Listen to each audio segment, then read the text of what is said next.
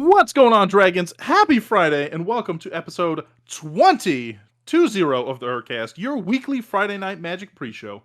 I'm your co-host, Cory, and with me this week is the only one of us who actually runs the Dragon, Master Cole.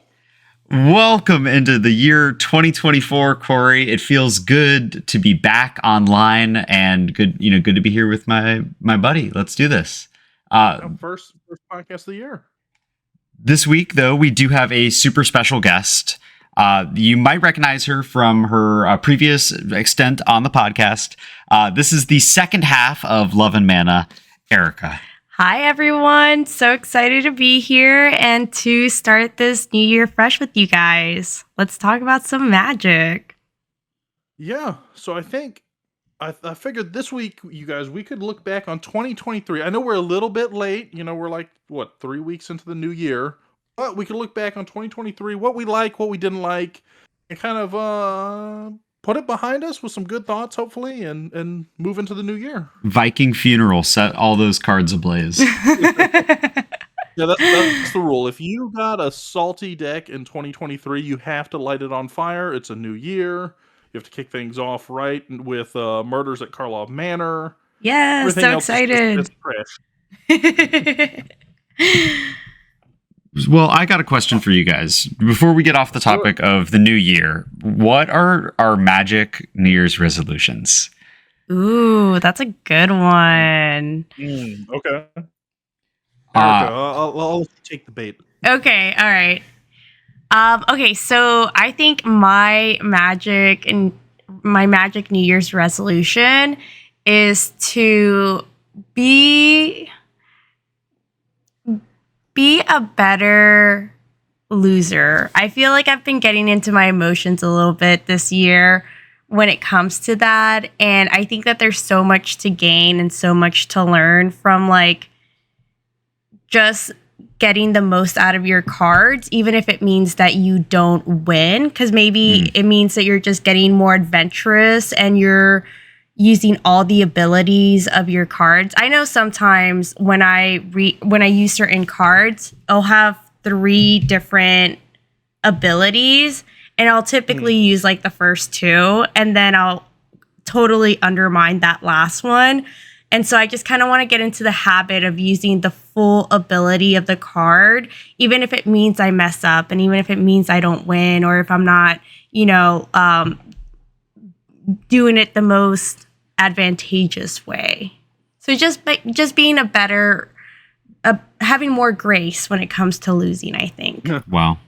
Bowing out with more humility. Yes. I don't think you're a bad, I don't think you're like a quote unquote sore loser. I mean, we play all the time. Well, you only see her reaction at the table. I get to hear about on the car ride home. That's true. When she's smashing windows and flipping tables and when the pain. No, but I think a lot of people lose track of that. It's a good resolution, I think, because especially in Commander, you only have a 25% chance to win at any given table. So you're going to lose way more than you're going to win. Right. Yeah, ideally. Right. That's you the bust ratio. out the right deck, and that 25% chance goes berserk. That's weird, because I bust out the right deck, and my 25% chance, it seems a crater. No. Not like Crater Hoof Behemoth, but it's just the crater under the hoof of the behemoth. Right. Well, Cory, what about you? What's your magic New Year's resolution? So for me, I'm used to playing a lot of precons and kind of being that precon player. So I really got into building my own decks a little bit in 2023. So that's what I kind of want to continue doing, in 2024, having my own decks, getting something a little more unique, and then also, getting more involved with the community, because I think we've done a good job with the podcast and kind of meeting folks at events and stuff like that. But that's what I want to kind of do is hey, we started getting the ball rolling. I want to get a little more involved and kind of just be a more, I don't want to say central part because it's not about me, but a more integral part, I guess, of the community. That's really cool. I think that that's so exciting when, I love precons and I love how much it makes it available for somebody who's new to kind of go into the game and do it. And then when you get to that point when you're building your own decks and, your decks will always be your own, especially like with precons when you like change cards in them, they'll always be your own. But there's always something about like your own deck that you build and, choosing the commander and choosing every single one of the cards. And so I just imagine you just getting closer and closer with your cards, and that's very exciting. Well, yeah, I like that because I've built like a lot of decks for other people, but I've just never built decks for myself. So kind of doing that, it's really refreshing because I've always enjoyed building decks for like Sharon, my wife, friends, stuff like that, and kind of like watching their enjoyment kind of vicariously. Okay. But I've enjoyed kind of, I guess, being a little selfish on that front and building my own deck this time. Let's say 2024 is the year of self-care, self-deck building. It's Cory's year. I'm excited. All right, Cole, bring it home. What is the ultimate goal of the King of Cards, the Yugi of Magic? What are you doing, Cole? Well, that's easy. I want to play more turn 1 Soul Rings. I feel like I'm always the guy who doesn't have the turn 1 Soul Ring, and quite frankly, I'm tired of it. I want to shoot up to the top, and I think 2024 is going to be the year where I start sliding Soul Ring out of my sleeve and on top of my deck when nobody's looking. You're going to Bandit Keith it up your sleeve. Yeah, so look out, keep your eyes peeled on stream. I'm just kidding, by the way. My real Magic New Year's resolution is to just be. I'd like to play more blue. I feel like in 2023, I built a lot of blue decks and kind of just have been focusing on upping my interaction suite, and so I'd like to, I always kind of thought of myself as somebody who asked a lot of questions. Well, now I want to be the person who has a lot of answers. Ooh, cementing the Demir Daddy concept. You have a lot of black. one half of it. I'm also getting a full body Demir Daddy tattoo. Okay, so keep on my Instagram story. It's gonna be like Scarab God, like right across the back or something. Scarab God right across the front. I want to be able to see that in the mirror every day. That's awesome. No, I think they're admirable and achievable, goals. Okay, so here's what I wanted to talk about. 2023, I'm gonna start the conversation kind of in reverse for a second, and you'll see why. So I want to start with the end of 2023, and we'll kind of backtrack. Okay. So I would say this past weekend, even though it was technically 2024, we wrapped up our last Magic event of the 2023 calendar year. That's right. With like a friendly deck exchange. Now, for all of us, this was our first time exchanging decks, building decks. Well, not necessarily building decks for other people, but exchanging decks and kind of having that Secret Santa experience. I believe we were calling it the Secret Santa Gorger Hydra. Yes, that is correct. The Secret Santa Gorger Hydra. I was calling it Bantmas, but apparently it didn't take on. Actually, I was calling it Grixmas as celebrated by Banta Claus, but the marketing was too convoluted. But I want to know, with that event, what did you guys build? What did you receive? What did you think of that? I guess. Do you want to start? Yeah. Okay. So that was actually a very exciting moment for me because, okay. So I got your wife, Sharon, and she had the prompt of wanting a bad bee, right? Like a bad bee female commander.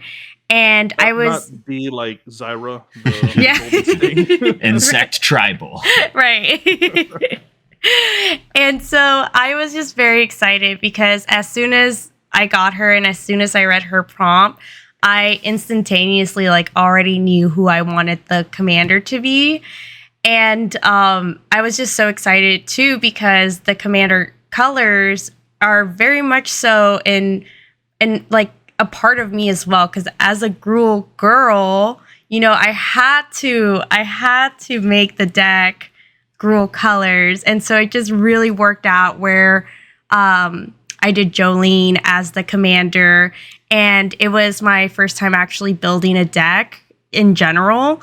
It's not something that I had done before, so that was a new experience, and the fact that I got to do it for Sharon was just very special.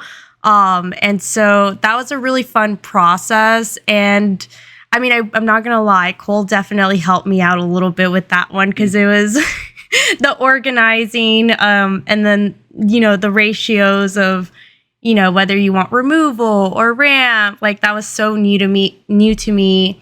And I just felt like I was evolving as a Magic player and like learning so much about how these decks really get built.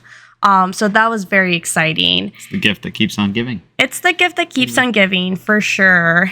So being able to give that to Sharon was very special for me, and just very excited for her to play it and for her to enjoy colors that I really enjoy playing.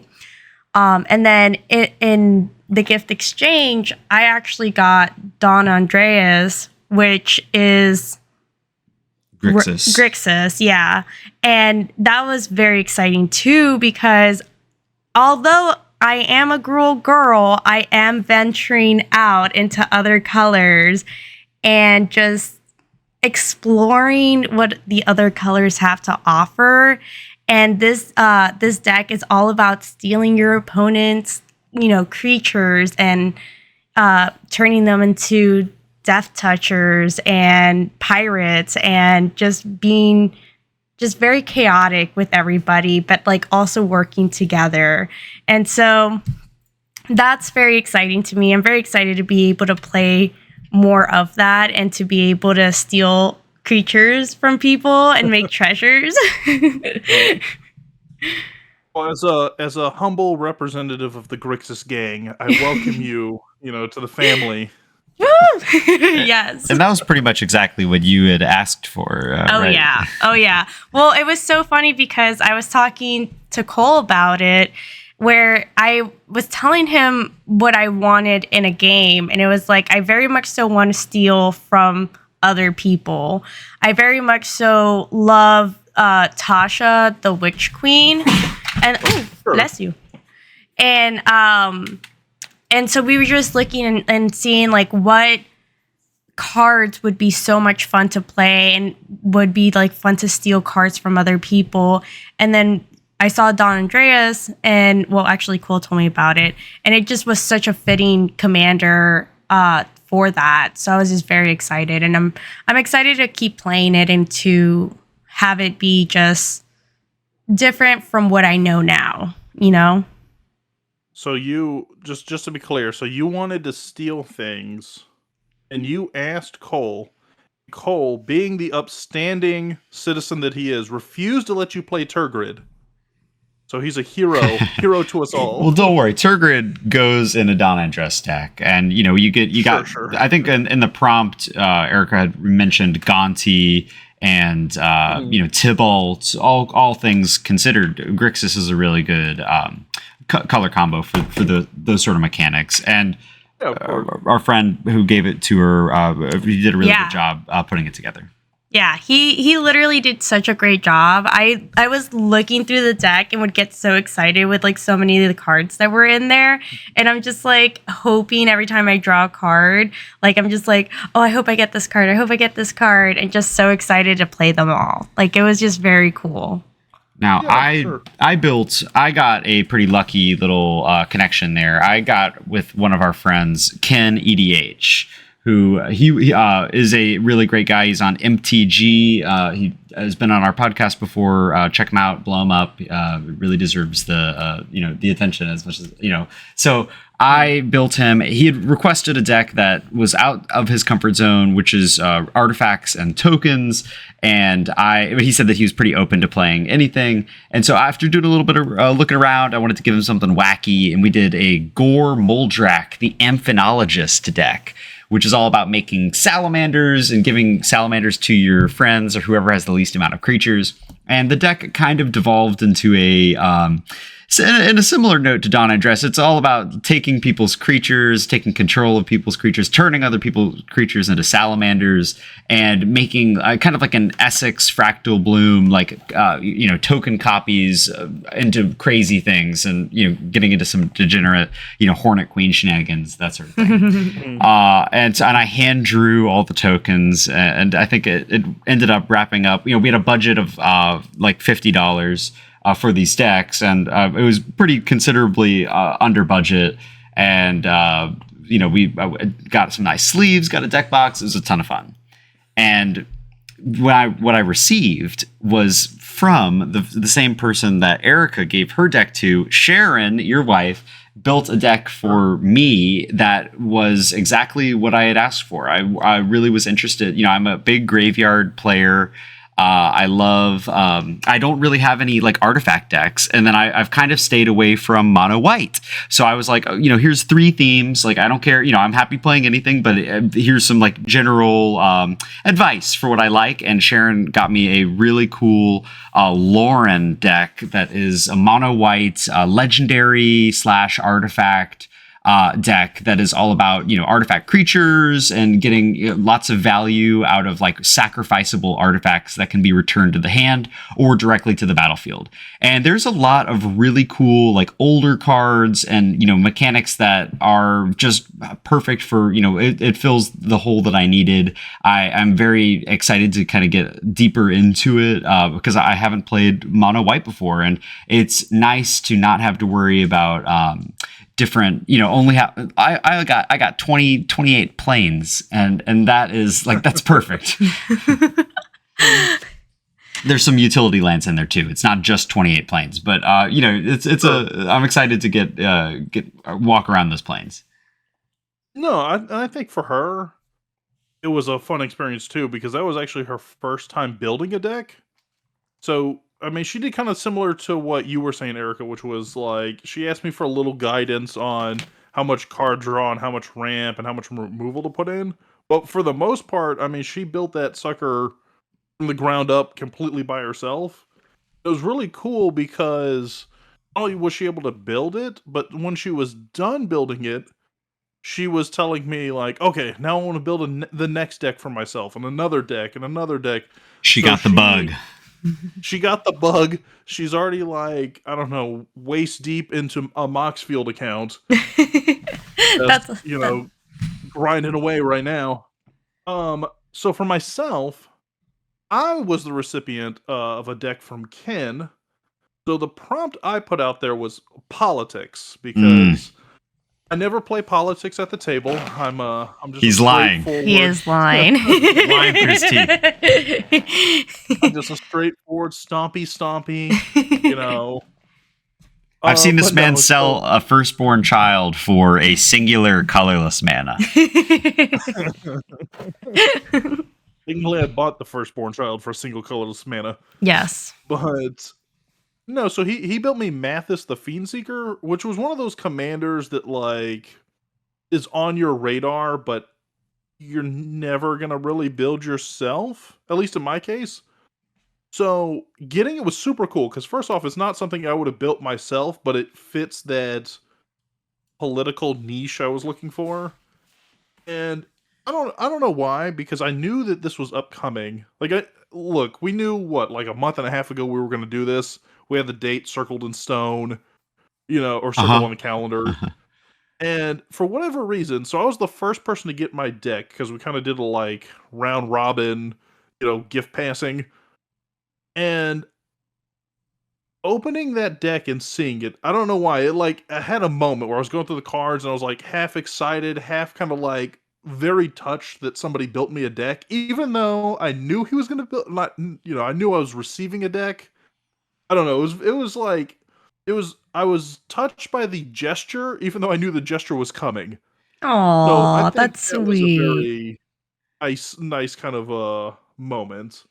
Yeah, and I also think that Also, like, you know, we've all just kind of like we've obviously have all known each other over the course of the past year through mhm, Commander, but it was a real beautiful moment of like cementing all of our friendships with each other and just being able to kind of like just give that touch of like because everybody did such an amazing job at oh giving, my goodness, yeah, giving everybody what they wanted, what they had asked for. It was like right on the dot. And it's just like to see that over the course of the year, we have just all grown together so closely to be able to nail it that way. I agreed. Like that was a very special moment for the whole group. I think that that was just very very sweet. Yeah.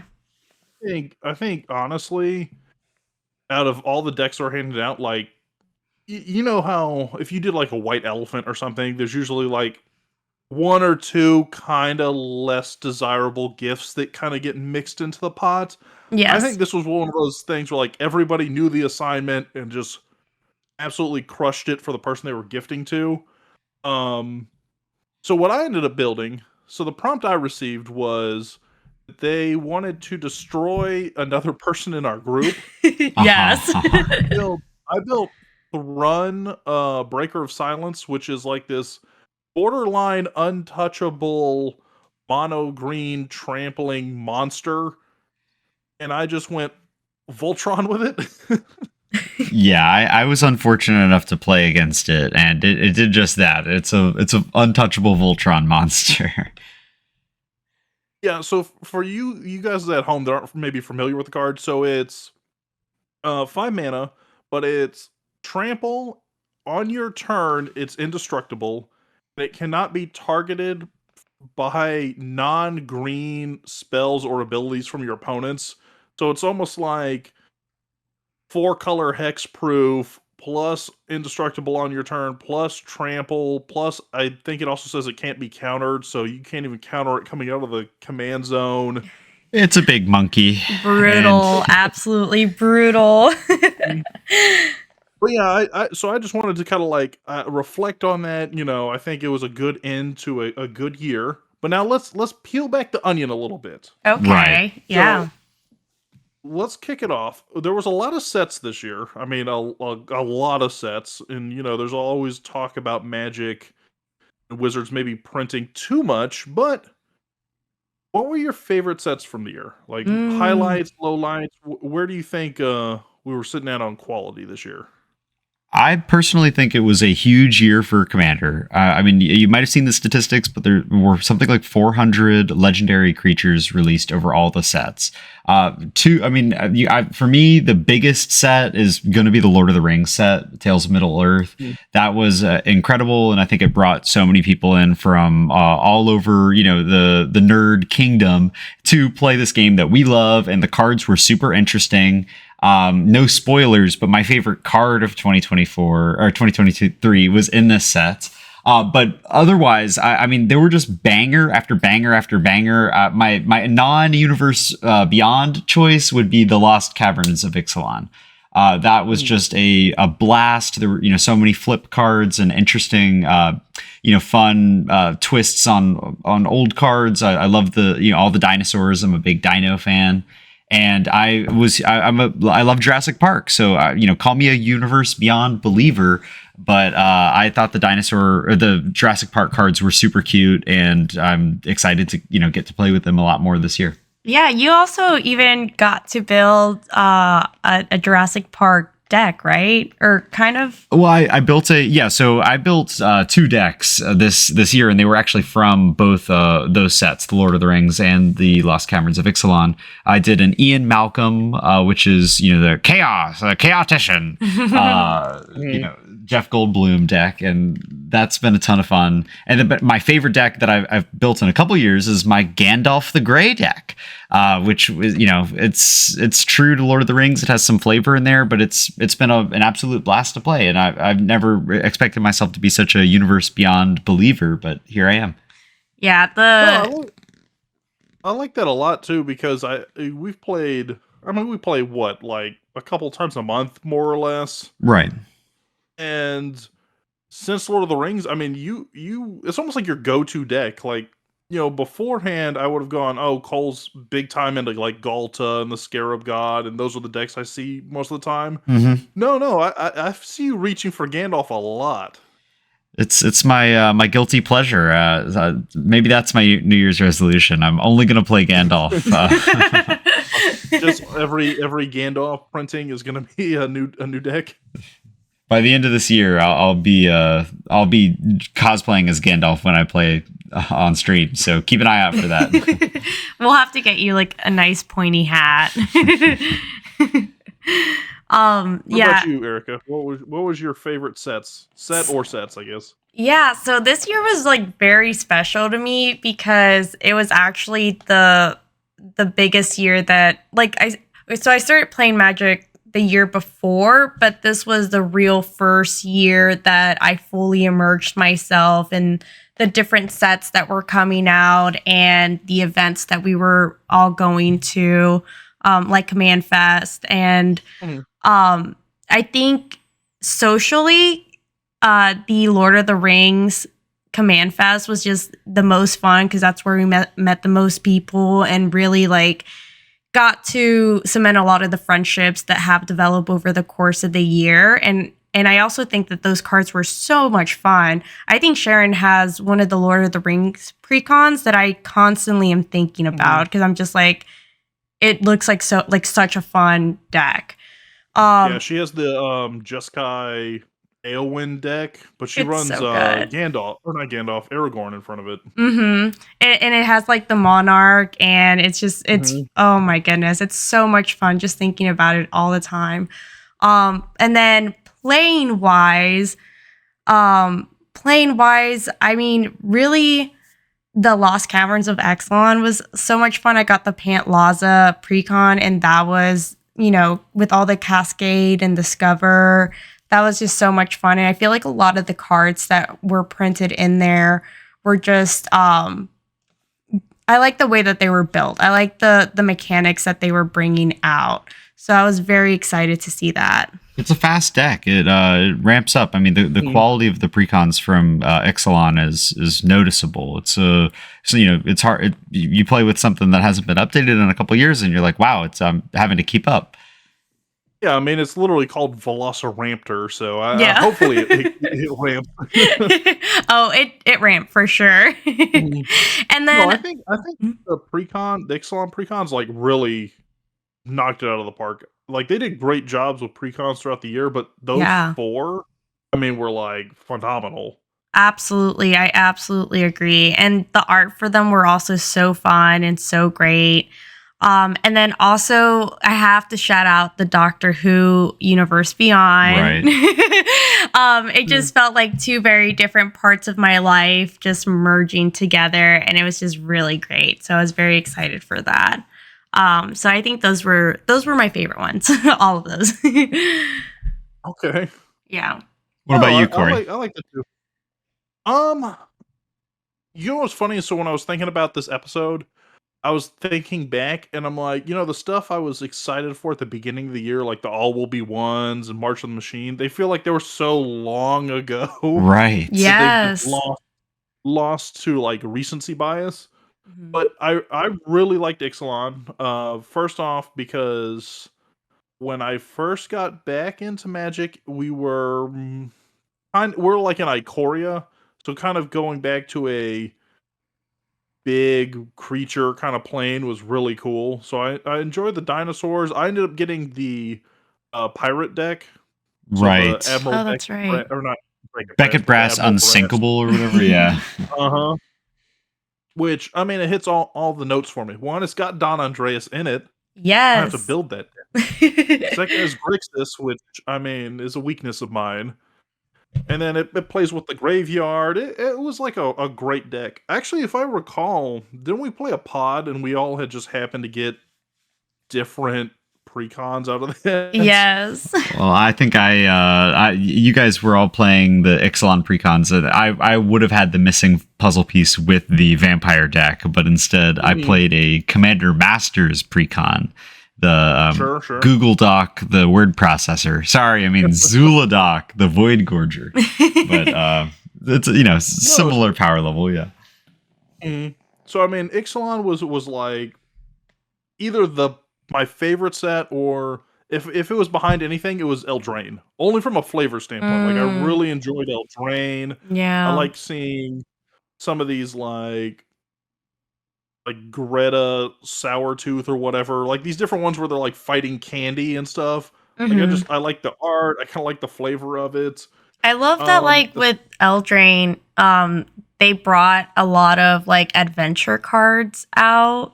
Right. And so when I first started playing Magic, the deck that Cole got me was Faldorn, the Dreadwolf Herald. And she plays a lot of exile cards, and a lot of the cards that came in that precon were adventure cards. And at the time, like, that was very new. And so just to see them come back with Wilds of Eldraine and bringing more of those adventure cards, I got really excited because it just brought me back to like when I first started playing Magic. And I just think they're so fun. They're just so fun to be able to do that. I think they're great cards. Oh no. And especially for me, like I'm a huge, I mean, if you've listened to the podcast, you guys would know I'm a huge like enchantment stan. Like I tell you how, hey, they're the hardest things to interact with. I just love enchantments in general. So going to a set that was so enchantment focused, that was it for me.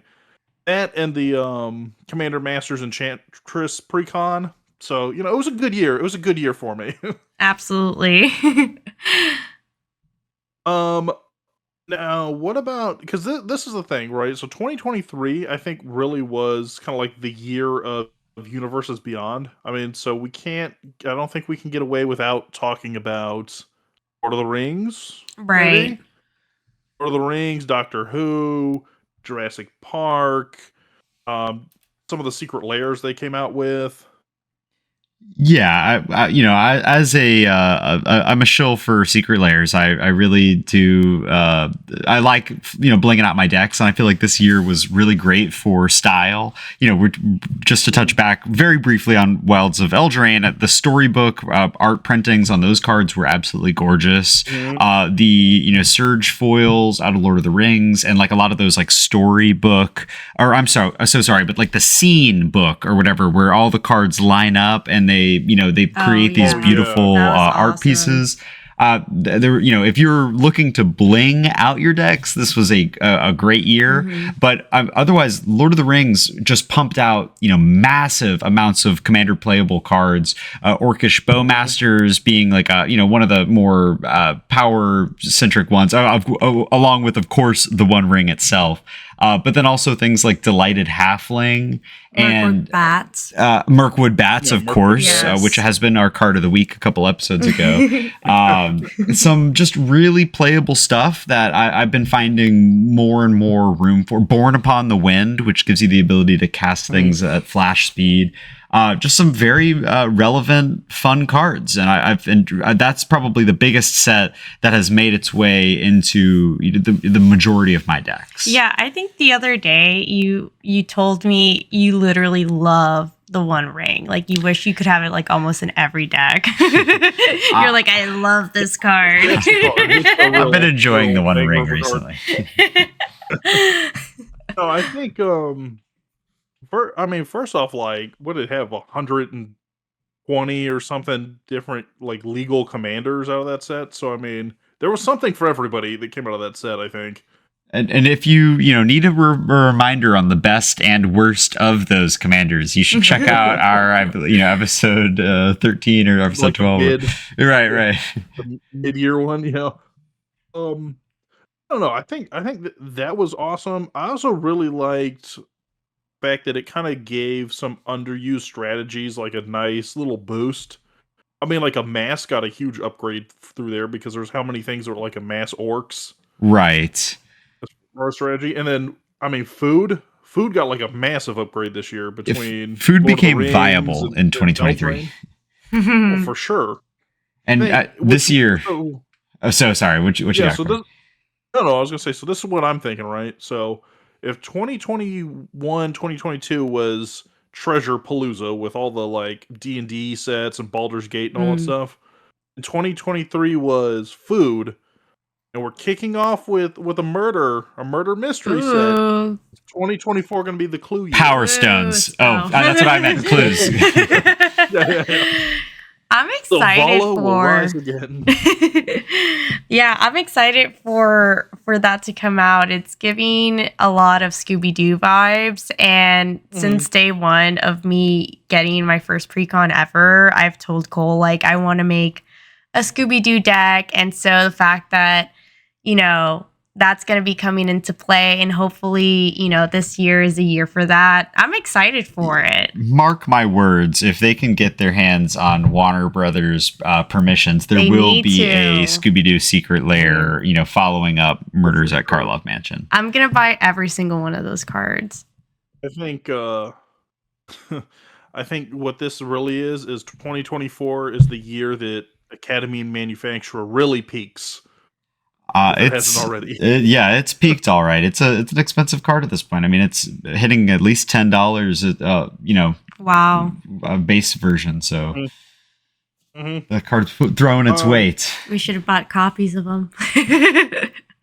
So for Lord of the Rings though, because I want to get your opinion on this. So what do you guys think about like the One Ring? Because I think as far as the one of One Ring. Oof, okay, so I think... Oh, hot take incoming. Yeah, hot take. Well, I don't know if it's a hot take, but I just feel like it's a huge milestone for Wizards of the Coast because, as we all know, there's been a huge surge in Magic. Magic has really been kind of been getting even more popular since COVID, and so... We all know that there's expensive cards out there. We all know that there's a small market for it, but just the fact that the One of One rings got sold for as much as it did, it just, the fact that there's somebody there who is willing to pay that much money, it automatically values all the cards even more. So it's kind of like, it's like gold. It's like when gold got installed in our system, and now, we value our physical money based off of like the weight of gold. So it's just like, I just feel like, with Posty buying the One of One ring, it's like now we're guaranteeing that these cards are as expensive as they are. So just kind of crazy. So I think, okay, so I understand what you're trying to say, right? And I think yes and no. Okay, so for example, I'm trying to think of a way to explain it without being like too technically right.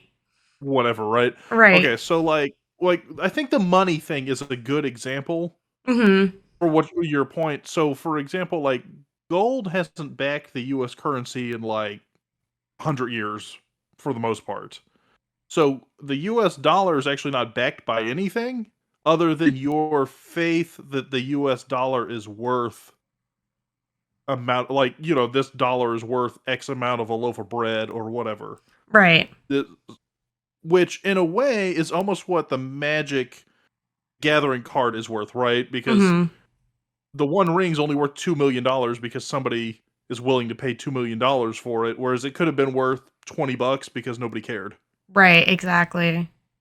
So yeah, I do agree with what you're saying that, it might drive up prices in that sense. And, it could also drive, like, scarcity of product because you could have it where, like, a bunch of collectors bought all the boxes and there's none at an LGS for you and I to buy. But I would argue it also gave them, like, a lot of publicity and probably brought a lot of new players into the game. That is true. Yeah, I think everybody was talking about it at one point or another, whether you knew about Magic or not, or Post Malone. It drummed up a lot of attention, good and bad. But like any news is good news.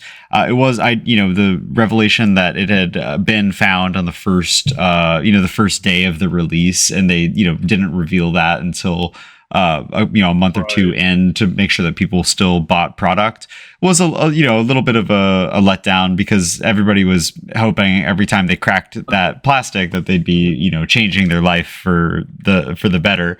But I think it was fun, and I loved the flavor behind the serialized soul rings and the dwarven and elven and human variety. And so I think they gave a big boon to collectors for this, but also with each pack being $40. It's like it was a lot when you're opening up a pack and you're getting a $2 rare for a $40 pack. Right. No, for sure. But I will say I do like the fact that it wasn't. I mean, it ended up in Post Malone's hands, but the initial card being opened, I'm happy that it didn't get opened by like a collector. You know what I'm saying? Mm-hmm. Like it didn't get opened by like a reseller. That it actually got opened by some guy sitting at his local LGS opening the card. So that at least that was like a cool moment for them. Right. Where like it could have very easily have been like the pack for like a 12-year-old that got bought for like from their parents and given to them or something, and it's like what they have known. That card ends up in the washing machine on day one. Right. Well, that was the joke, right? It was that, or the fact that because it was foiled, it was going to turn into like a Pringle. Right. I was a big fan of the theory that it would get lost in somebody who had bought 20 boxes and just left them in an attic. And it was never found. The lore just keeps building. I kind of like that theory too, that it was going to be like, 30 years from now, it was like, whatever happened to the one of one ring? But they were all of them deceived. Yeah. But what do you think? Do you think they should do it in the future? Because I could see him easily being like, "Oh, this is the one of one for each of the Infinity Stones for Marvel," or something along those lines. It'd have to be pretty special. I think the more you do it, the more it kind of like waters down. And so if there's going to be 8 Infinity Stones or 6 Infinity Stones or whatever, it's going to they're not all going to be $2 million cards. It's going to kind of water down the excitement. But I'm sure Marvel is also has a huge fan base in the same sense that Lord of the Rings does. And so if it has a similar reception, I think we could be looking at a modern day Infinity War. Wow. So I've been a big proponent of this theory, right? So the one of one ring makes sense from a flavor standpoint. So I want them to do a Star Wars set, and it's like the one of one Luke's right hand. You can get just his hand. Well, what would it do? I don't know. But I would have it, and it would be the only one. It's Krark's other thumb, but Krark's toe. Luke's thumb. Yeah, I think All right. I don't know if like I agree with Cole where it's like they can't do it too often. But I thought that the one of one ring was very tastefully done. Like if they did it, with that in mind, I think it would be very well done. Yeah, for sure. I think it worked for the moment, but I Yeah. do agree with what you're both saying, which is like you do the same trick over and over again, and it sort of loses its luster after a while. But I think Cole was jumping in. He had a point. Oh, well, I was just going to say, it's all speculation. The Infinity Stones could come out and everybody goes so crazy for them that they make the one ring look like a penny stock. So I just wanted to mention, if we're wrong, don't quote us on this. With that being said, guys, I think we take a break here. When we get back, I want to delve into cards. We talked a little bit about like moments or touchstones of the year, but I want to talk. Let's get into the nitty gritty of favorite commanders and cards. But we'll get some water real quick. We'll take a quick break and we'll jump right back into it. All right, sounds good.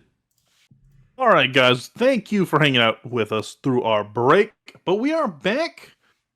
Cory, and Erika in the house. We're talking about 2023, the highs, the lows, all that good stuff. So we talked a little bit about like our favorite sets, universes beyond, stuff like that. But now we're gonna get into the nitty gritty, the cardboard, the best and the itty of it all.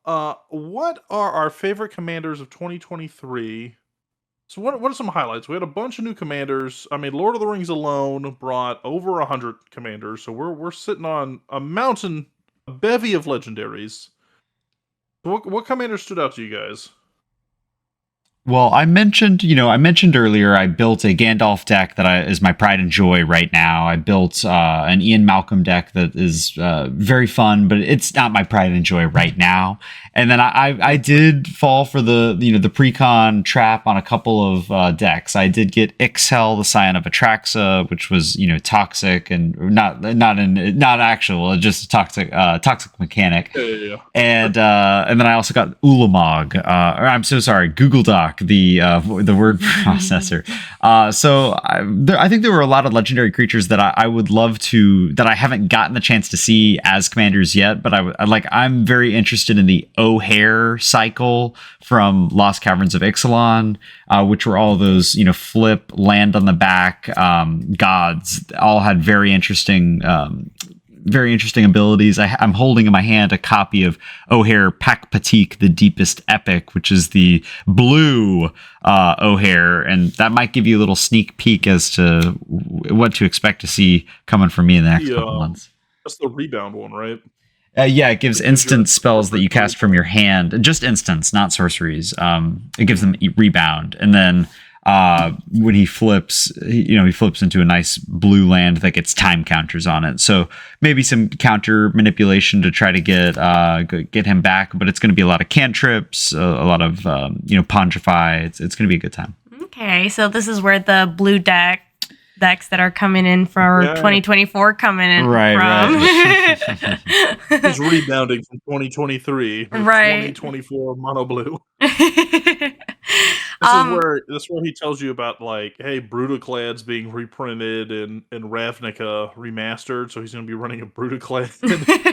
No, not Brutaclad. What's the other one? Ruvak? Ruvak the Grandiloquent, the mill guy. Yeah, the mill guy. It's like $40 or whatever. I do have a copy of him for my Scarab God, but I've since taken it out. It doubles. I like it because it doubles the small mill of Mesmeric Orb and Alter the Brood and things like that. But the potential to combine it with any of the number of cards that make a player mill half their library is simply too tempting, and I had to cut myself off before we got too far. I gotta say. For me, I know that one of the really big highlights was the Doctor Who precons. It was especially exciting for me because the precon that I got, which was the timey-wimey one, it dealt a lot with suspend. And suspend was a mechanic that was always a little confusing for me, a little bit, kind of hard to grasp the concept of it. And so playing this deck where it's primarily suspending really got my gears turning and just being very excited about being able to quote unquote time travel. Nice. I think Doctor Who had a lot to offer in terms of flavor. There were so many fun cards from that set that just kind of put you in the TV show, like dinosaurs on a spaceship. Not to be biased towards dinosaurs, but displaced dinosaurs. And then obviously the TARDIS itself. Yeah, the TARDIS was great. If you enjoyed plane chasing, this was a great set for that. This was a great year for that with the planes that we received in the All Will Be One precons. They breathed a lot of life into a format that still gets played, but kind of in the shadows. For the Doctor Who precons, I really like the sagas being representative of an episode and stuff. I thought that was a great flavor win on that front. For somebody that's not a Whovian, It was a big. I think that was like a slam dunk flavor win, and I hope what they do is when Marvel comes out that they kind of do like a similar thing for comic book issues. That would be fun. I like that. Just kind of give you like a fun, not synopsis, but kind of like a blanket representation over it. I think that would be very exciting. Yeah, a simplification of a storyline into a card. They definitely have the potential to do that because there's so many like comic books that deserve love and so many characters that maybe didn't get long arcs. It would be cool to see if they how deep they go into that with Marvel. So what would other than Google Doc and Gandalf, are there any commanders you didn't build that you were kind of chomping at the bit that you wish you maybe had? Well, I'm a fan of commanders that are hard to remove, and so I was definitely intrigued by the O'Hare cycle, but also the Dominus cycle from the Phyrexia, like or March of the Machine, or I believe it might have been All Will Be One, where there were the 5 color Dominuses that if you fulfilled a condition, you could put a indestructible counter on. And so I've been having a ton of fun with Solfeme, the Mayhem Dominus, which is the red. It's a damage doubler. But I would love to try Zopandrel, which is the green one that doubles your creature's combat power on combat.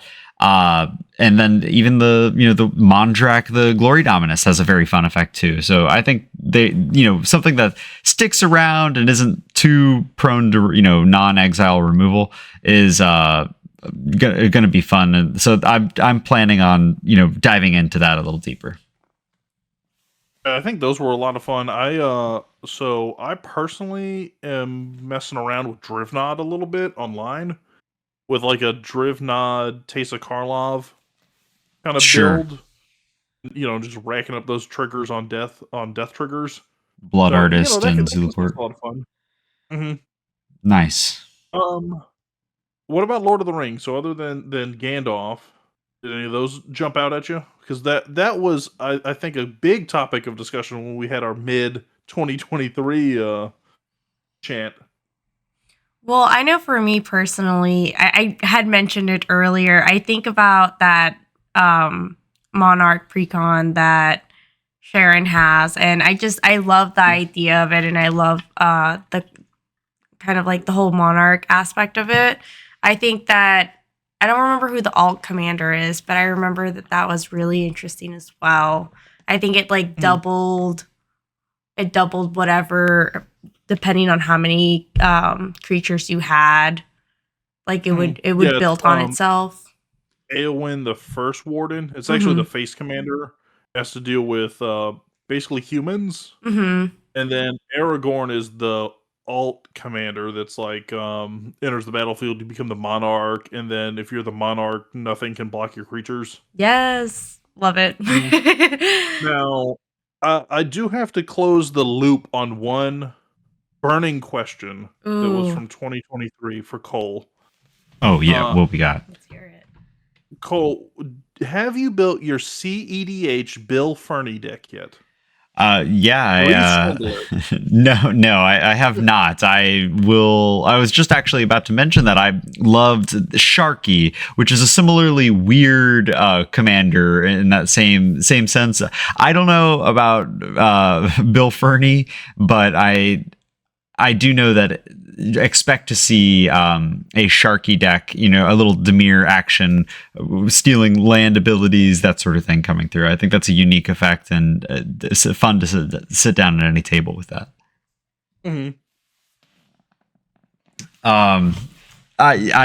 Bill Fernie, that's a no. But I will tell you one super cool Lord of the Rings commander that one of my close friends built and has just been having such a fun time with was the Smeagol helpful guide, which is the Golgari Smeagol that steals lands when you get tempted. That deck is just unstoppable. It is the amount of ramp that you get. You're milling people out by the end of this game, and you'll have half their lands on your side of the field. It's a little disgusting, and with the Nazgul thrown in there, you got enough death touch and enough ways to reanimate your horde.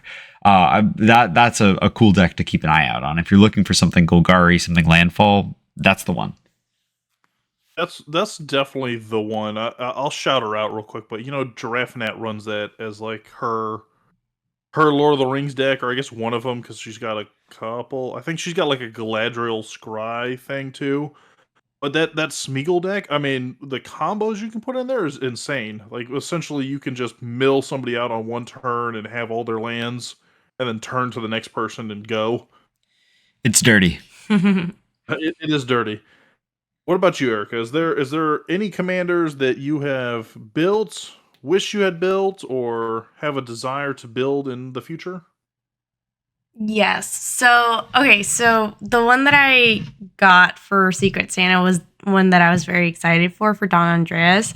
But also the Goose Mother, which sounds very exciting. I love birds, so I do love to represent some great gooses. I think that would just be really fun. And the fact that it has flying and, the X with 1/1 counters on it. Yeah, and then I don't know. I'm just very excited to kind of expand out and to draw cards and build some more decks. But I'm still very new at it, so I'm definitely trying to build that skill for sure. No, I think even the Goose Mother, like it's one of those cards where it looks goofy on the face of it, but that thing can be built dirty too. Like that's got a sinister build. When that first got spoiled, we got like emails about it through like Arena, and the whole time we were just saying, like, we constantly were saying, "Give me the goose." We went to a pre-release hoping to get the Goose Mother. Yeah. Like, give me the goose every time you open a pack. No luck. We did not get the Goose Mother. By the way, we got the notification for Arena on it, and it was like, get this card for free on Arena, and then like I don't know what happened to the email, but I never even got it on Arena either, like in person or on Arena. I was like, darn. No, I understand that too, because like, so I had one Lord of the Rings commander that was like goofy, but I just loved it so much, and that Yes. was Serdan the Shipwright, which is like not the most powerful commander, but every time it attacks, you have to do this like secret vote mini game. What a fun card. I love any deck that requires everybody to bring their own pencil. Yeah, it literally was like I'm playing it going, oh wait, I should bring writing utensils for all my opponents apparently. But just having like its own mini game that wasn't like Scheherazade or something obnoxious in the middle of it was a lot of fun. And then you're doing like this secret mind game voting, which kind of fell into the politic bit that I never play. So, Right. it was a new, refreshing experience.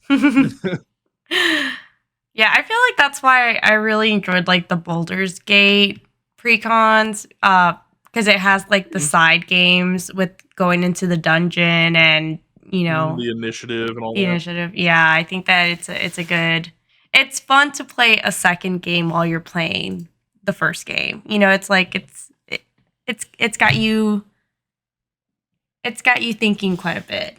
The gears are moving.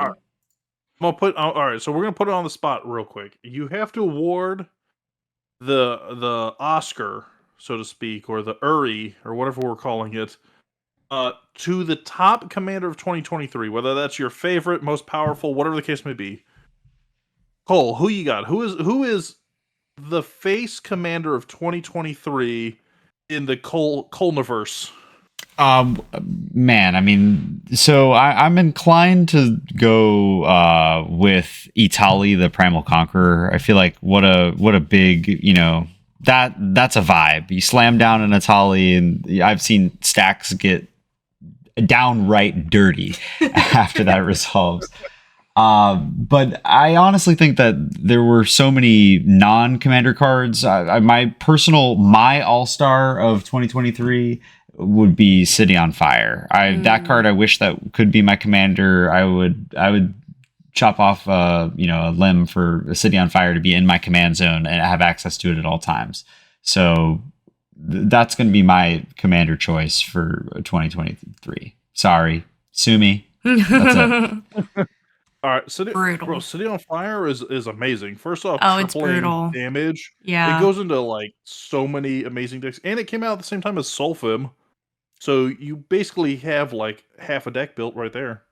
Anything that upgrades Lightning Bolt, I'm already pretty fond of. But I think it's also a very fair card because it triples any damage done from sources you control, including damage done to yourself. So your City of Brass and that sort of thing you're gonna see the impacts of it pretty quickly. So I love that card. I think it's fun. I think it was a fun year for Burn on that point because you got City on Fire, you had Sulfim, you had Emodane the Pyro Hammer, which is like the Burn commander essentially. Even was it Axonil? O'Hare Axonil, the red god from Ixalan. Mm-hmm. Like there was just so many like Burn options out there that went ham. I think it was a good year for Burn. I agree with that. Erika. Yes. So 2023 Face Child that is not City on Fire. I think for me, it has to be Dihada, Binder of Wills. She just kicks so much ass, and she's just pretty incredible when it comes to her powers. And the deck that I have for her, I have found ways of like multiplying her up to like 9 different times. And you look at her ult ability and you're like, wow, that would be absolutely insane to get to that. But even her like plus and neg abilities just are so incredibly versatile, and being able to use her in a way where, it's okay if she dies and it's okay if I have to recast her from the command zone because it's an added benefit. You're playing this angle of like, you can't hurt me because whatever you do to me will be a benefit to me. So I think that she's just very incredible and very exciting to play with. No, I think I like that. It's not a 2023 card. I think it's a face. Erika's 2023 mission was to destroy me with Dihada at every turn. Oh, absolutely. So I think that's what you're getting at, right? Yeah. It was so that at every command fest, I had to look at Dihada, and every time I tried to bring it down, she had treasure to crack and lives to ruin. Exactly. Yeah, I think that I had the most fun in 2023 playing Dihada for sure. There you go. I think I'm gonna go also on a non-legendary creature. Well, so Cole, I'm gonna go Cavern Horde Dragon. I don't know if you're familiar with this card. You best believe I am. It's dockside on a trample flying hasted body. Or as I call it, dockside for Miram. As I've discovered in 2023. That's dirty. That's dirty. Yeah, I love the card. So it's a 9 mana, but it gets reduced by the amount of artifacts. Like opponent's control comes in with flying trample haste, and then you hit and you make a ton of treasures based off the amount of artifacts they have.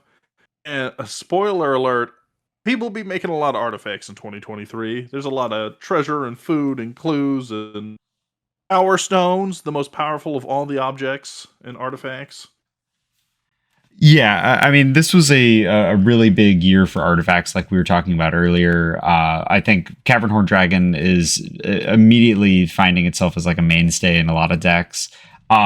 There was a similar dragon that I really liked, Bonehorde Dracosaur, that I think fills a similar niche of like a card that generates you a ton of resources. This one relies on you casting spells from the top of your your library, but you don't even have to cast them. It's just as long as you're exiling non-land cards or land cards, you make either dinosaurs or treasures. So I think mono red dragons is which I have a Ur-Dragon deck for, is very fun, and it is. It only has mountains. It doesn't have any no command. I won't argue with this with you. It can be swapped out with Lapis, no problem. But there were some excellent flying baddies this year. Mm-hmm. Also, I think so. I'm a sucker for removal, like. More so than like any other card type, and I think it was a great year for removal too. I mean, we got things like, was it Zoyowa's Justice was one of them. That's sort of like a new Chaos Warp essentially with Discover. We got like Stroke of Midnight. I think was a great card coming out of Wild's Eldraine. That's sort of your new generous gift. So I think it was a good year for removal too. Get Lost, which does not as general as a generous gift, but it does make map tokens, which are a new mechanic. Which I don't know. Have you been having a lot of success with map tokens, Cory? You're a map token enthusiast. You know what's funny? I have not even used a single map token yet. I'm running pirates, and I have no maps for my pirates. We're just sailing the seven seas. Lost to the world. It's like One Piece in cardboard. The One Piece is real. No, so I think there was a lot of cool things. Speaking of map tokens, I do want to cover one other thing with you guys. I want your opinions. We had a lot of new or revamped mechanics this year.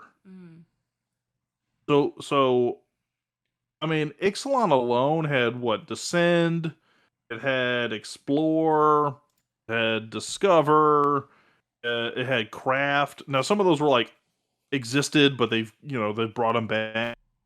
Obviously, we had map tokens. I mean, was there a mechanic that really jumped out to you in a good or bad way? Yeah, I mean, Discover is pretty great because it's optional. It can either go to the battlefield or to your hand. And so I think that having that option to do that allows you to be a lot sneakier with your opponents. And, you kind of pick and choose how you want to distribute those cards. It's a fun card, draw, because you can either draw it or you can play it. So it's like you could have it as a draw mechanic, essentially, which I think is pretty fun.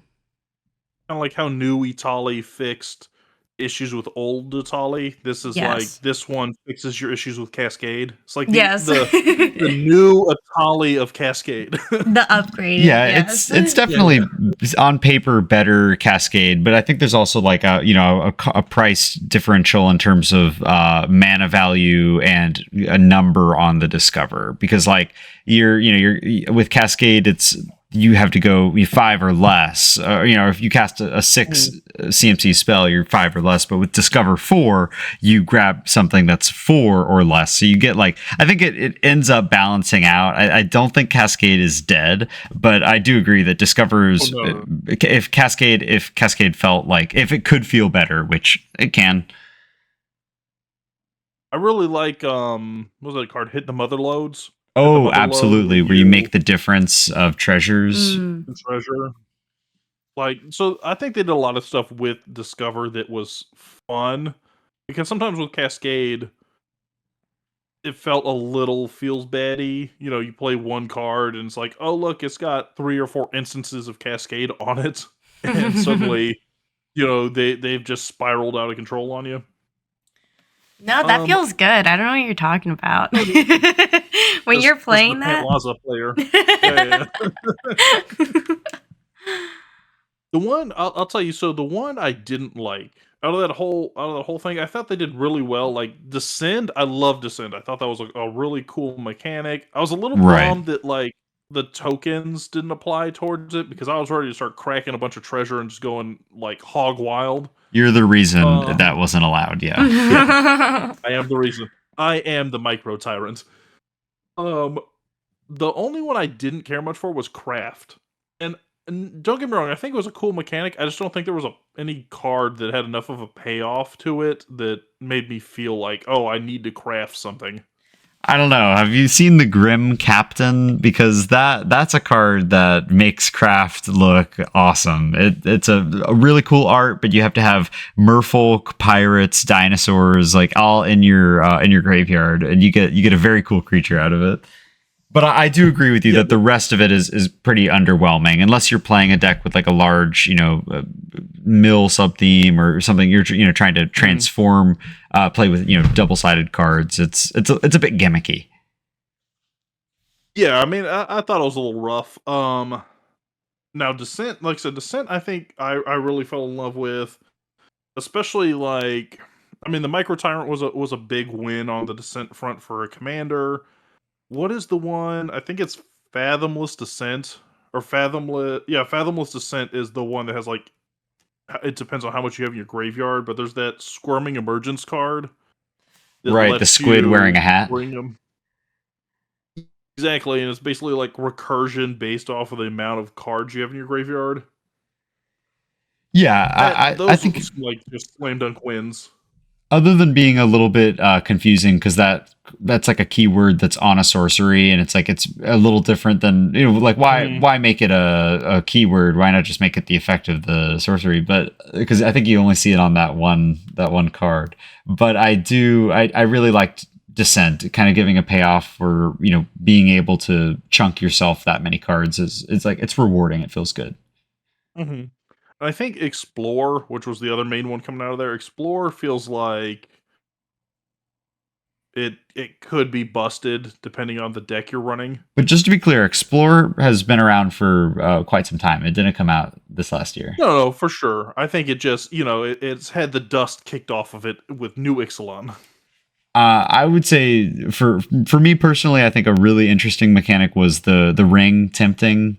It's something that's kind of gone around the wheel for me. At first, I was a little bit underwhelmed by the effect of the ring, but I think it's kind of evened out to be. You have to dedicate enough cards to it for a payoff if you want it to get to that max level. But otherwise, it's a fun ability. Making your ring bearer or whatever. It's interesting, and it allowed us to 3D print little rings and put them on our cards, and we've been enjoying that.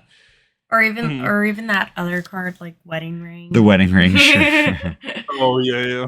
A lot of ring-centric cards. I know it's like, it feels like it was a while ago at this point, too, but 2023 is also the year we reworked Infect. Toxic. Right. We kind of mentioned that earlier, in the sense of that's a mechanic that we saw a lot of when that set immediately dropped. But then, when was the last time you've seen or been affected by a toxic deck? For this year, having so many printings of poison counters, the last time I was killed by poison counters was probably 2017. I don't believe that. Yeah. I've gotten killed by poison counters recently. Okay. Yeah, I've done the killing with the poison counters, but you have been on the receiving end. Right. We'll have to change that. Yeah, but I think the poison counter thing, I think that might change with Fallout because they've got the red counters or whatever that are essentially poison. Well, they mill you out. Yeah, so it's a little different than 10 of them lose you the game, but 100 of them lose you the game.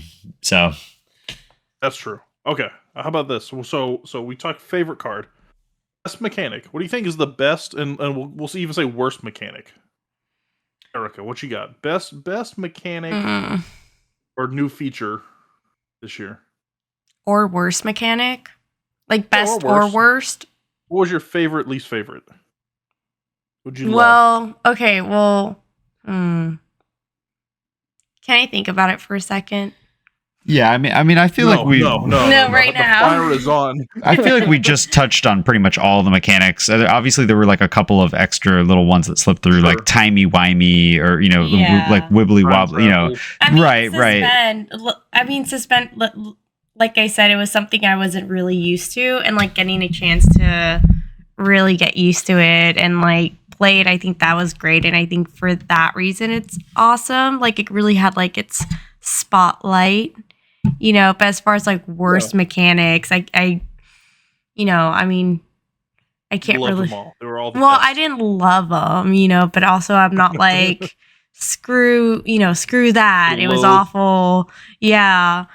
I don't know. What do you think? All right, let's throw it out there. So I think.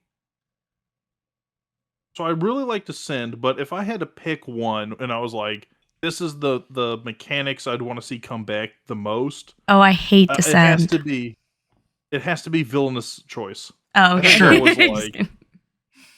Because I like the sort of like damned if you do, damned if you don't, rock in a hard place kind of setup that it gave people. Right. And a lot of the villainous choices came in my favorite Grixis themed colors, which means I could use them, for evil, essentially. As they were meant to be. Yes. As they were meant to be. So Yes. I'm a big like villainous choice fan. Obviously, depending on what the choices are. I also was a huge fan of backup, which I don't know if we're going to see it like pop up again anytime soon. But I thought that was a really cool feature. So creature comes in and you can either put a counter on the creature or put a counter on a different creature, and essentially you transfer the creature's like abilities to other creatures for a turn. I really enjoyed that. I thought there was a lot of usage out of it. I got a runner up for the worst mechanic of 2023. And this actually isn't even a mechanic as much as it is an entirely brand new card type. Can we talk about how awful battles were? Oh yeah. Like you give them to your opponents to defend them, but who's going to defend them? I don't let it take the damage, man. That was my biggest issue with them, right? Like I thought it was a cool idea, but it was like there's no payoff for you to defend them.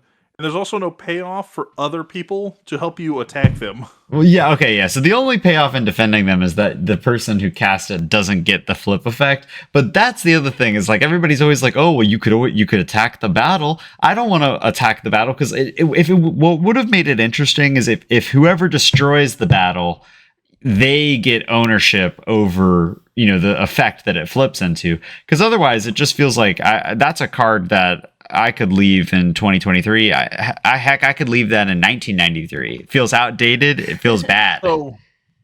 So I had two ideas on the battle thing that I think would be really cool, right? So one would be a battle. So all the battles flipped into like creatures for the most part. I mean, there was like a couple that flipped into other things, but like enchantments or whatever. But I would like to see one that flips into a saga. And then when the saga's done, it flips back into a battle, and you could maybe put it under different people's controls. I think that would be interesting because the saga would essentially be like the heroic tale of how you won the battle, and then it flips back into the battle. That's a super cute idea. I love. You know what? Why don't you make it a vehicle too? Let's. That's a tank. No, the other idea I think is like if it had a Grothama kind of ability. So Grothama is a legendary creature that essentially gives every creature the ability to attack it. Like you can attack your own Grothama on ETB. Right, on ETB, and then once it gets destroyed, you basically draw cards equal to the damage you dealt to it. But it incentivizes everybody to attack it. So I kind of feel like if there was something like that on the battles, like, hey, this battle has 3 life or whatever. If you deal 2 damage, you get to draw 2 cards. If I deal 1 damage, I get to draw a card. And that might speed things up where you can get to the backside faster. Yeah, just anything to give like an incentive to other players to interact with it, because it kind of came out as this like, oh, like this is something everybody can interact with. It's a brand new card type. Like, how exciting! I think it ended up like it could have just been an enchantment subtype. It wasn't a super exciting. I'm curious if they'll go back to battles or if those will get kind of lost to time, left in the back a little bit. Yeah. Well, I mean, they said, I want to say when they came out, they said that they designed sets on like a 3-year cycle, so the battles were coming out as like a test essentially, but we might not see them again until like 2025, 2026, depending on future sets and where they're sitting at on their design cycle. Mm-hmm. I don't think 2024 you see more battles, but I could see something like when Marvel comes out, they go, "Oh, here's the Battle of New York," or "Here's the Battle of this," kind of, and that's where they kind of reintroduce them, possibly. Yeah, I think they're gonna definitely revisit it in Marvel. There's too many iconic battles, but they'll they'll capture some iconic moments in battles, and I won't play a single one of them. Not even the one that flips into the Godzilla universes within. Okay, you got me. I'm back in. All right. So I think that's more or less covers the card thoughts. There is one other thing I want to ask you guys about. So we went to a lot of events, Mm-hmm. and we met a lot of people, and we're coming up to the question of the week. Ooh. So my question of the week, I did not reach out to anyone for this time. The question of the week comes from yours truly. So I'm going to put you on the spot. Of all the events that we went to this year and all the people we met, I want you to shout out one person within Magic or outside of Magic, one person that made your Magic journey exciting this year, and one event that really kind of like brought home the cake. That could be like a Magic Con, it could be a Command Fest, or that could just be like, hey, a home game that really stood out to you amongst some friends. Do you want to go first or me? You go first. Yeah. So we met so many really nice people this year. I mean, the shout out list could go on and on and on. I've gotten the chance this year to really get involved with the community in terms of playing some games on stream. I know we're planning on having him on coming up in the future, but I just gotta, if I'm giving out a shout out, it's got to be to John from Chaotic Commander. Just an excellent dude. Please go check him out on YouTube. He has some super fun streams every week. And if you look back, you'll see a number of games that Cory and myself are on, along with a lot of our other Magic friends. He's a great guy, and like I said, we're gonna have him on the pod soon. So keep your ears peeled for that. And then otherwise, as far as the best event goes, I will say that my favorite event was it was Command Fest in April. Erika surprised me with a surprise party where everybody was in the hotel room, and I was completely none the wiser. And they weren't really Magic.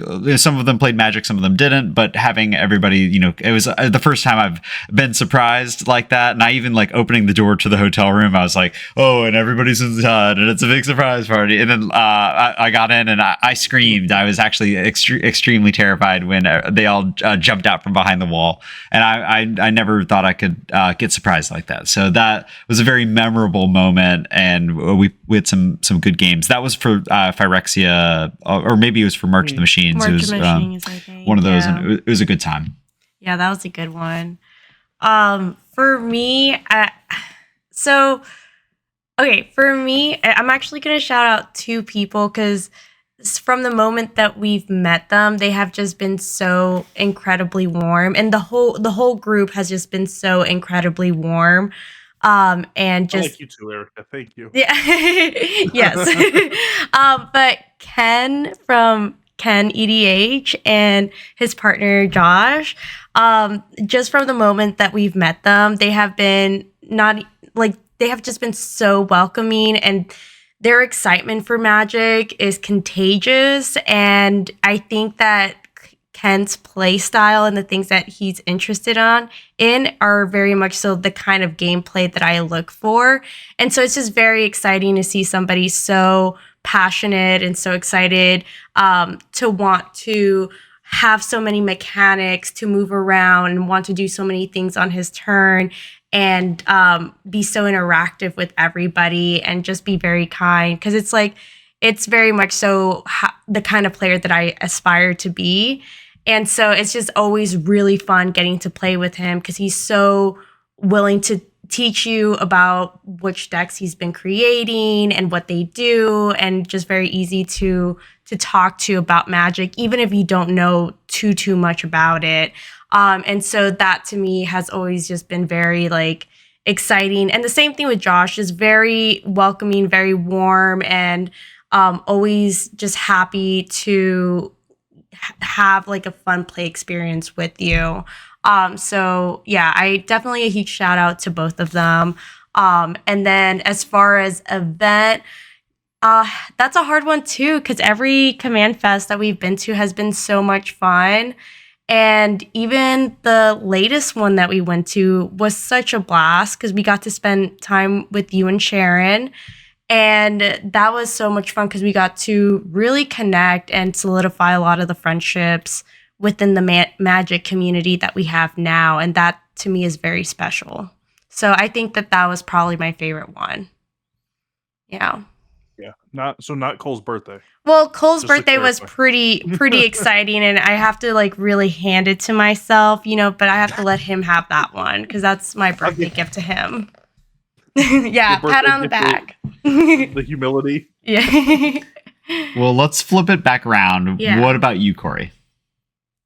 So before I get into it, first I'm gonna piggyback on you guys a little bit. So I think great choices, right? Like John is somebody that I've known for years, like pre-Magic.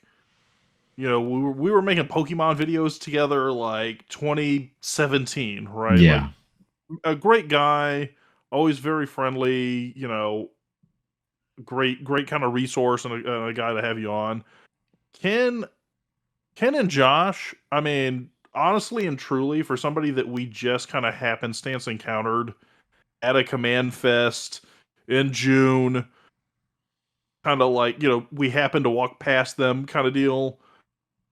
I mean, like, their kindness really speaks volumes, right? Like, they're just such kind-hearted, friendly, outgoing people, because how easy is it to go to an event, there's let's say 500 people crammed in a room, you sit down, play a game, you go, all right, that was a great game, goodbye, I'm never going to talk to you again. Right. But Right. now we're like, we hang out, we go to each other's houses, we play games, and it's such a welcoming atmosphere. It's really amazing. I'm also going to cheat a little bit, Erika. So you name two people. I think I'm going to name two people too, because one is not enough here, right? Yes. Um, so the first one is going to be sort of a big umbrella here. So I'm going to say Cole and Dylan, and by extension Erika. Aw. It's been a real blast being able to start a podcast and jump in on things. So, I give a lot of gratitude to Dylan for the fact that he encouraged me to get on and start recording and stuff Sure. like that. Like, it might have been maybe my idea, but he was always there to kind of like, hey, we're getting it done, we're getting it done, we're getting it done. And, by extension, both of you hopping on and doing that. And Ken even hopped on an episode. So all the guests we've had, Oh, yeah. everybody kind of throughout the year, it's been really a great roller coaster and a great ride. So hopefully we're still peaking and we're not, gonna drop off just yet. 2024 is our year. Let's see it happen. Yeah. So from the bottom of my heart, thank you everybody that's supported the podcast, everybody that's hopped on to record an episode, everybody's hit that thumbs up button. Like even simple things like that go a long way. Also, I mean, for my second bit, I am gonna say I'm gonna recognize Nat for a second. So Giraffe and Nat, you guys, we met her at Command Fest. We talk about, and I mean this like genuinely, we talk about Ken being like such a sweet, kind-hearted person. Right. There's so many sweet, kind-hearted people in the community. Absolutely. And she's someone who's been like a great resource. She's super friendly. DMs are open whenever I have a question or I'm just like, hey, I'm lost on something. And not everybody is like that, especially I feel like in creator communities, some people are a lot more guarded than others. So shout out. She also is potentially, we've got plans for her to be on the podcast as well. So, John, you're not the only person who gets on here. So step aside. Um, so I think obviously shout out to her. She, great resource. If you haven't checked her out, she also has a podcast called Flavor Profiles. Comes out every Tuesday, I believe, with Matt, the Southernmost DM. So check them out. It's like a nice 30-minute one as opposed to our hour and a half of rambling. So thank you. Hey, if they're listening, thank you, John. Thank you, Ken. Thank you, Nat. Thank you, Erika. Thank you, Cole. Thank you, Dylan. Thank you, everybody that has made it this far. Well, Cory, thank you. You are, such a big pillar in all of this as well, and your influence and support and, friendship means so much to us. So thank you. I try. I fail, but I try. No, I think you have hit this out of the park. I'm super excited to be on the team with you. Thank you. And then as far as events, I'm gonna have to say. So I'm gonna have to say that like all the events I went to were amazing, right? Like Manfest, ton of memories. Gen Con, Sharon and I went to Gen Con this year for the first time. Met great people, had wonderful experiences both within the Magic community and outside the Magic community. But I am gonna go back to what we started this conversation with, and I'm gonna say my Magic event of the year was doing this deck exchange. Aw, I love that. Because like the smile on everyone's faces, right? If you got something as cool as what I got, all the way down to like as goofy as a Buffy the Vampire Slayer themed deck, and the reason that deck exists was only because their experience together amongst these two friends was watching that show together. I think it was an amazing time. I think it's definitely something in an atmosphere that you want to emulate going into 2024. So for me, that was the event of the year, hands down. Good choice. Well, that being said, really great choice. Question of the week, Erika, as is tradition, our guest gets to give us the card of the week. So Erika, what is our card of the week? Okay, so I mentioned her earlier today, but yes, actually. No. So the card of the week is going to be Jolene, the Plunder Queen. Jolene. Okay. No, we can't sing anymore. Also, good copyright flagged. You're right. Whoa. That's why I keep you around. So her CMC is 2 colorless and 1 red and 1 green. So she is a Gruul commander. Or I'm sorry, she is a Gruul card. I made her into a commander. And commander. And commander, yes. And her card reads as, whenever a player attacks one or more of your opponents, that attacking player creates a treasure token. If you would create 1 or more treasure tokens, instead create those tokens plus an additional treasure token. And then finally, sacrifice 5 treasures and put 5 +1/+1 counters on Jolene. So she is a bad bee. You can build her up really strong to just come in and start pounding on your enemies. And you can do it while you're also kind of helping your enemies a little bit. People don't want to remove her because they're getting something out of it. They're getting those treasures, So as you're building her up, you're also favoring some potential friends while you're in the battle, but then also it comes right back around. So I think she's a great card. I think she has a lot of potential, and I think she's incredible. I think she's a great card. I personally love that bottom ability of sacrificing 5 treasures and putting 5 1/1 counters on her. That's at instant speed, so you can pull some combat tricks. You can swing her at somebody and then fling her at somebody else and just get some crazy damage. And that smile with those jeweled gauntlets, it's a good look. She looks like she's gonna make some trouble.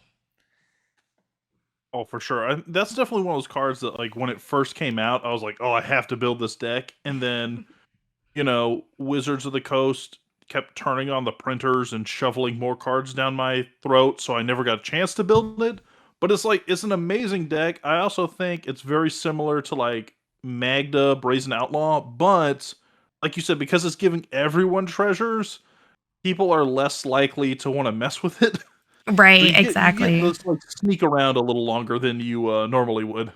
Well, and Magda's sacrifice 5 treasure ability is significantly more Exactly. combo potent than adding 5 1/1 counters. But Magda is That's crazy. why. All right, great. Hey, great card of the week, Erica. But Thank that you. I believe makes it to the end of the episode. Erica, if the folks of the interwebs wanted to find you, where could they do so at? And what do you got going on in 2024? Absolutely. So, if they wanted to find us, the best place to do that is we have accounts across all social media, but our number one is Instagram at loveandmana .mtg, I believe, or perhaps it's just Love and Mana. And this year, I'm really looking forward to continuing to solidify those friendships that we make during Magic and just hopefully building some more decks of my own, So I think that's what I've got going on. All right. Sounds Yeah. good. Hey, but guys, that brings us to the end of the episode. If you want to reach out to Cole as well, you can also find him at loveandmana.mtg on Instagram, X, his skywriting, however you want to find him. Send me a pigeon, and I'll send you my copy of the One Ring. Yeah, he's got it. You'll never guess where it's pierced. Oh. You can also reach out to me at Sleevecard, or you can reach out to the pod directly at ErCastPod or contact.urcast@gmail.com. That's where you can send in your questions of the week. Or if you see us on any of the other platforms, feel free to drop a like, hit a comment, all those good things. Leave your secret guesses as to what I will introduce Cole as on the next episode. That way I don't run dry of ideas. But thank you for making it to the end of the episode. Have yourselves a magical Friday, and we will see you next week. All right, bye, guys. Have a good one.